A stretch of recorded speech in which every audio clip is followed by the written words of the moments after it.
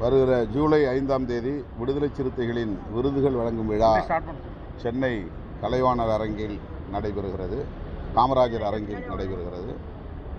பேராசிரியர் டாக்டர் சொக்கலிங்கம் அவர்களுக்கு இந்த ஆண்டுக்கான அம்பேத்கர் சுடர் விருதினை வழங்க இருக்கிறோம். ஆகஸ்ட் 17 என்னுடைய பிறந்த நாள் ஆண்டுதோறும் தமிழர் எழுச்சி நாளாக கொண்டாடப்பட்டு வருகிறது. இந்த ஆண்டு அதே நாளில் தமிழ் தேசிய எழுச்சி மாநாட்டை நடத்த இருக்கிறோம். இடம் எங்கே என்பது குறித்து இன்னும் நாங்கள் தீர்மானிக்கவில்லை. ஓரிரு நாட்களில் மாநாடு நடைபெறும் இடத்தை அறிவிக்க உள்ளோம். தூய்மை பணியாளர்கள் தனியார்மயப்படுத்துவதை கைவிட வேண்டும் என்று விடுதலை சிறுத்தைகள் கட்சியின் சார்பில் வேண்டுகோள் விடுத்தோம். முதலமைச்சர் அவர்கள் அதனை ஏற்று அந்த முயற்சியை கைவிடுவதாக அறிவித்திருப்பது மகிழ்ச்சி அளிக்கிறது. தோழமை கட்சிகள்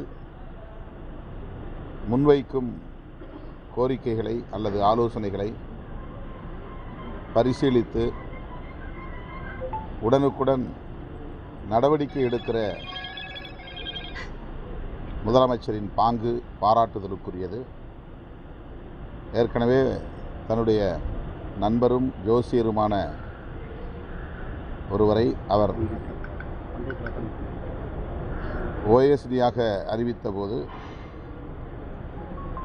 தோழமை கட்சிகள் சுட்டிக்காட்டியதும் உடனடியாக அதனை திரும்ப பெற்றுக்கொண்டார் என்பதும், மாநகராட்சிகளில் தூய்மை பணிகளை தனியாருக்கு ஒப்படைப்பது தொடர்பாக தோழமை கட்சிகள் சுட்டிக்காட்டியதும் உடனடியாக கைவிட்டார் என்பதும்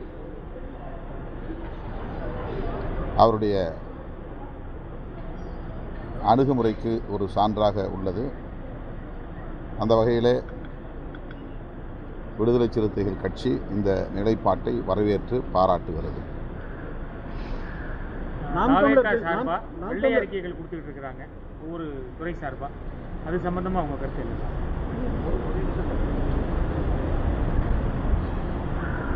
வெள்ளை அறிக்கை என்பது கடந்த கால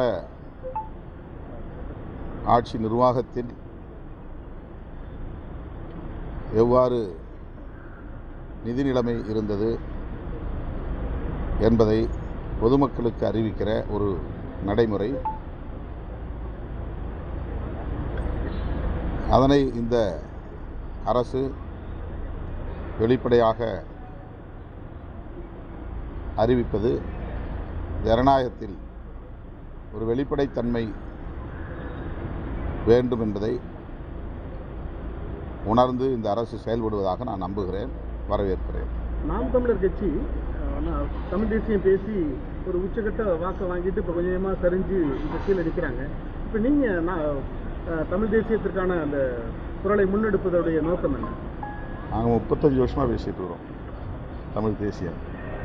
எங்கள் இயக்கத்தினுடைய 5 முதன்மை முழக்கங்களுள் ஒன்று தமிழ் தேசியம். சாதி ஒழிப்பு, தமிழ் தேசியம், பாட்டாளி வர்க்க விடுதலை, மகளிர் விடுதலை, ஏகாதிபத்திய எதிர்ப்பு என்பது விடுதலை சிறுத்தைகள் கட்சியின் ஐவகை முழக்கங்களாகும்.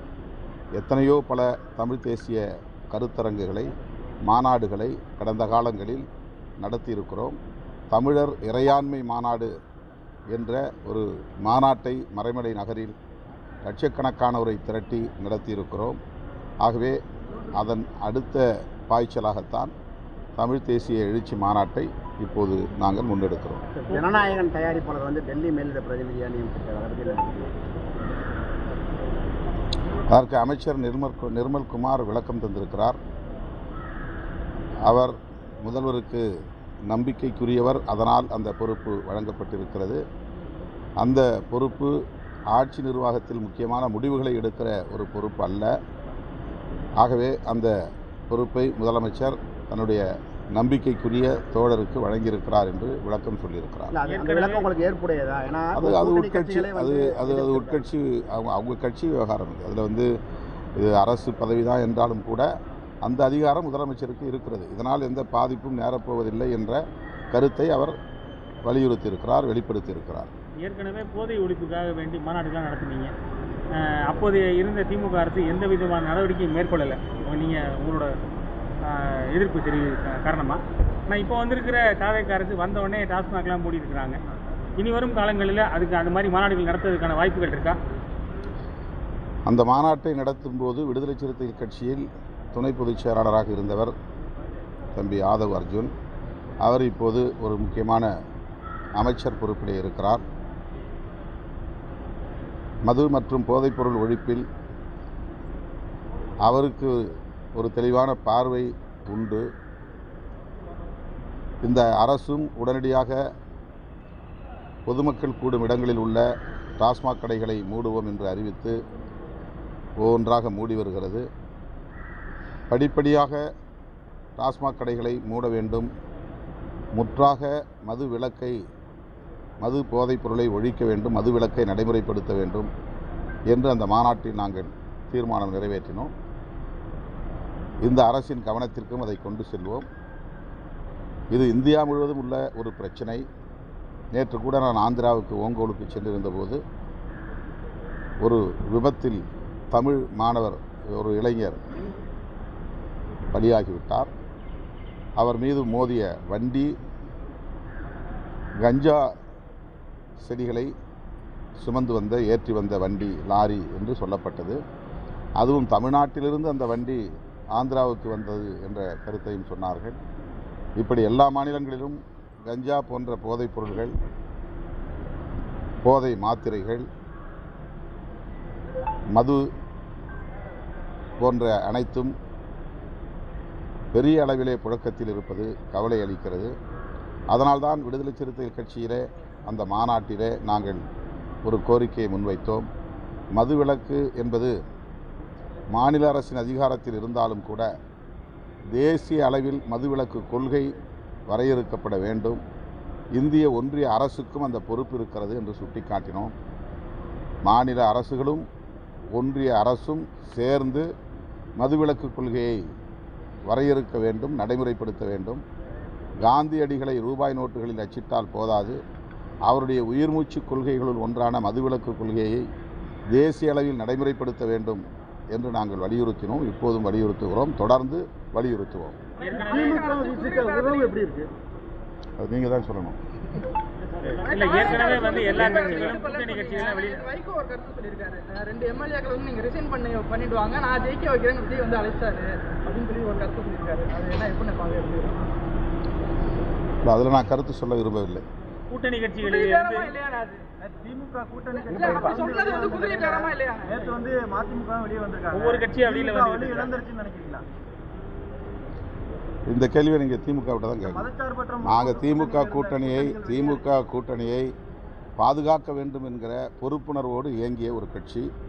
தேர்தலுக்கு முன்பு திமுக கூட்டணியை உடைப்பதற்கு பலரும் முயற்சித்தார்கள். அதுவும் என்னை வைத்து உடைக்கிற முயற்சி நடந்தது. அதற்கு நான் இணங்கவில்லை. தேர்தலுக்கு பின்னர் இந்த கூட்டணியை கட்டி காப்பாற்ற வேண்டிய பொறுப்பு என்னை போன்றவர்களுக்கு இல்லை, அந்த வலிமை எனக்கு இல்லை. ஆகவே இது குறித்து பதில் சொல்ல வேண்டிய பொறுப்பு திமுக தலைமைக்குத்தான் உள்ளது.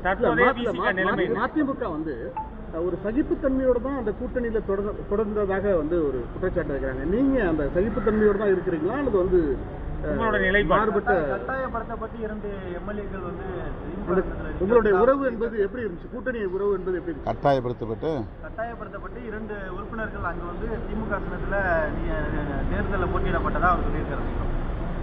இதே ஒரு கட்டாயம் திமுகவில் இருக்குன்னு நினைக்கிறீங்களா?